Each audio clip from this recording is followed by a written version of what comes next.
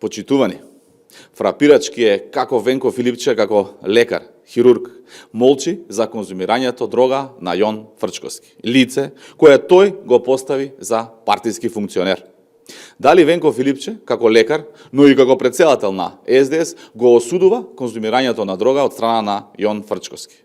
Има јавно признание како нивен партиски функционер конзумирал дрога на работно место. Зошто Венко Филипче молчи и се крие, обидувајќи се да го сокрие овој мега наркоскандал? Почитувани, ги повикуваме надлежните институции да го повикаат на распит Јон Фрчковски.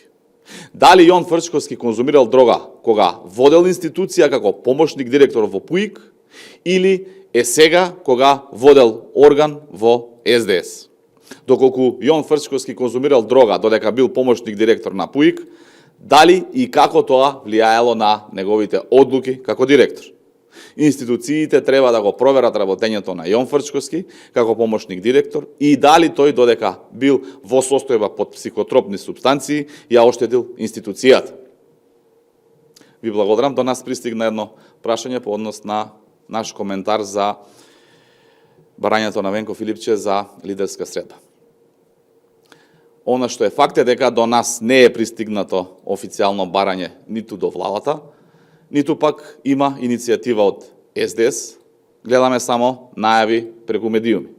Вакви сериозни ситуации налагаат сериозен пристап. Владата и премиерот се отворени за секаков предлог и иницијатива која би помогнала.